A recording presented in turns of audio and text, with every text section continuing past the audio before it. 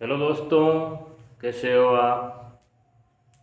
पहले वाले वीडियो में हमने ये पढ़ा था कि रासायनिक अभिक्रिया के कितने प्रकार हैं और उन प्रकारों को किन किन आधार पर बांटा गया था।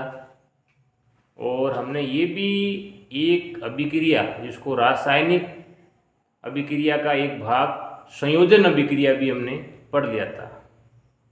इस वीडियो हम अगला प्रकार विस्थापन अभिक्रिया किसे कहते हैं इसका अध्ययन करेंगे।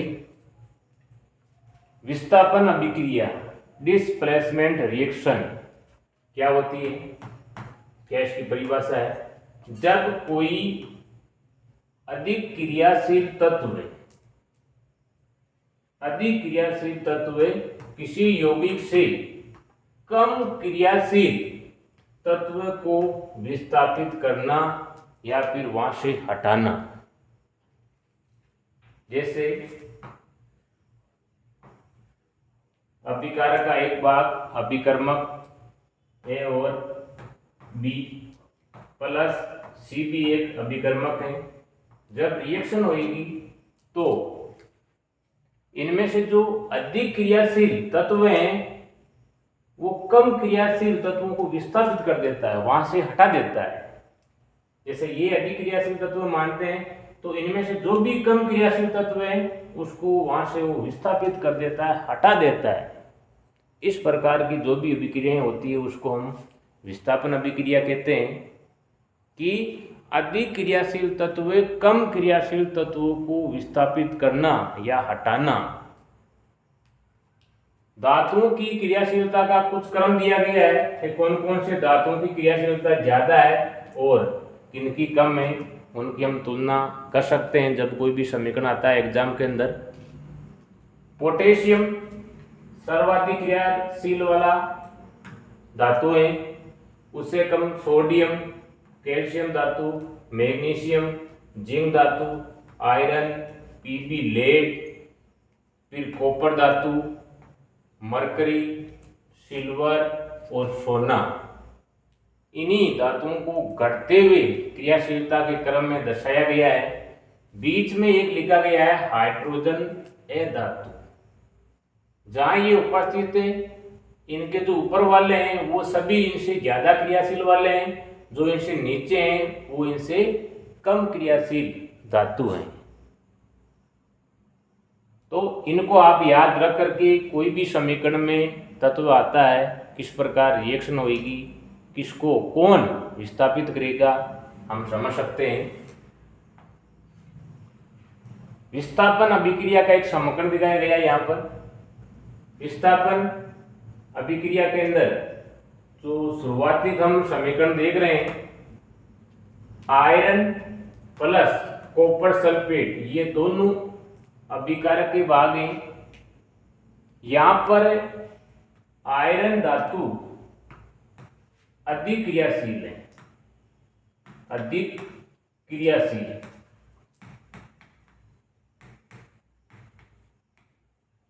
और कॉपर धातु कम क्रियाशील है।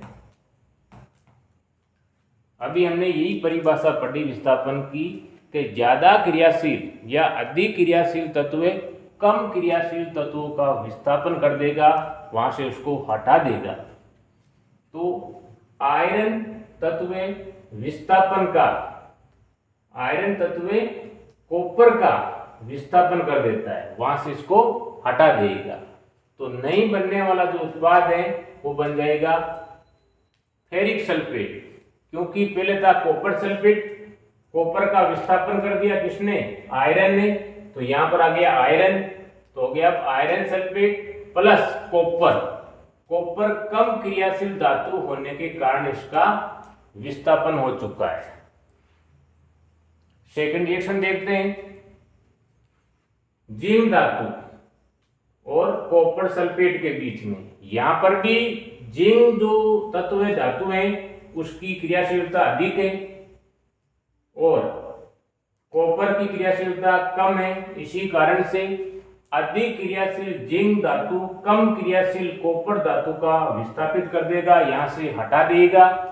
तो जिंक कॉपर के स्थान पर आ जाएगा और बन जाएगा जिंक सल्फेट और कॉपर को बाहर विस्थापित कर देगा। उसी तरह नेक्स्ट रिएक्शन लेड Pb, ये ज्यादा या अधिक क्रियाशील धातु है किससे? कॉपर से। तो ये कॉपर को यहां से विस्थापित कर देगा और लेड क्लोराइड तथा कॉपर बाहर निकल जाता है। इस प्रकार भी जो भी रिएक्शन होती हैं उनको हम विस्थापन अभिक्रिया कहते हैं। नेक्स्ट हमारा जो अभिक्रिया का प्रकार है वो है द्विविस्थापन अभिक्रिया। इसमें दो आयनों का विनिमय होता है और जो भी अभिकारक हैं वो आयनिक पदार्थ होते हैं और उनमें उपस्थित आयन एक स्थान से दूसरे स्थान पर अदला बदली करते हैं, आदान प्रदान करते हैं। द्विविस्थापन अभिक्रिया ऐसी अभिक्रिया जिनमें अभिकारकों के बीच आयनों का विनिमय या आदान प्रदान होता है, उसी को हम द्विविस्थापन कहते हैं।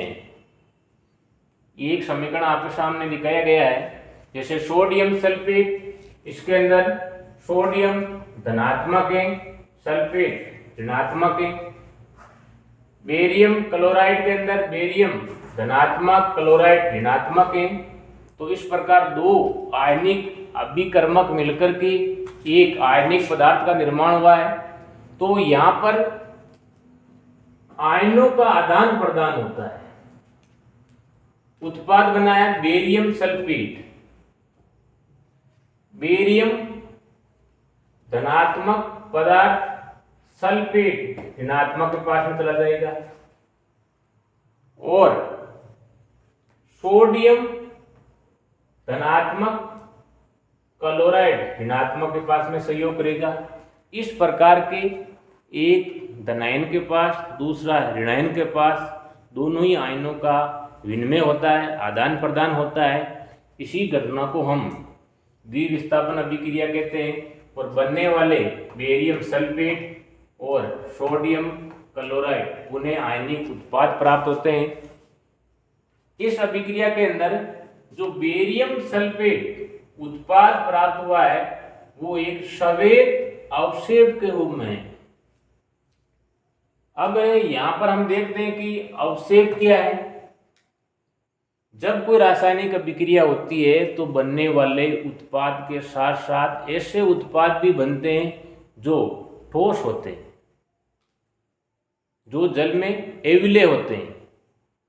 इस प्रकार के उत्पाद को हमें अवक्षेप कहते हैं।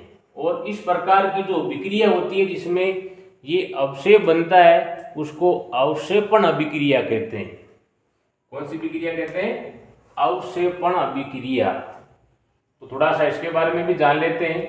अवक्षेपण अभिक्रिया क्या है या किसे कहते हैं? किसी द्रव विलयन के अभिकारक, जब कोई भी अभिक्रिया है उसके अंदर जो अभिकारक हैं वो द्रव विलयन के रूप में हमने लिया था और अभिक्रिया के करने के बाद जो उत्पाद बनते हैं वो अवक्षेप के रूप में बन जाते हैं। अवक्षेप ठोस अवस्था का होता है, जल में एविलेय होता है। जो भी हमने अभिकारक लिया है वो द्रव अवस्था कहते हैं। जब रासायनिक अभिक्रिया हुई, जो बनने वाला उत्पाद बना है उसमें जो उत्पाद बना है वो अवक्षेप के रूप में ठोस प्राप्त हुआ है। इस प्रकार की अभिक्रिया को हमें अवक्षेपण अभिक्रिया कहते हैं। इसमें अवक्षेप का निर्माण होता है। जैसे कोई ये उत्पाद बना था, इस उत्पाद में एक ठोस नीचे जमा हुआ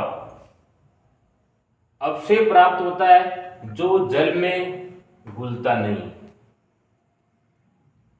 इस प्रकार की जो भी अभिक्रिया है उसको हम अवक्षेपण अभिक्रिया कहते हैं। नेक्स्ट वीडियो में हम आगे जो भी अभिक्रिया के प्रकार हैं उनके बारे में अध्ययन करेंगे। धन्यवाद।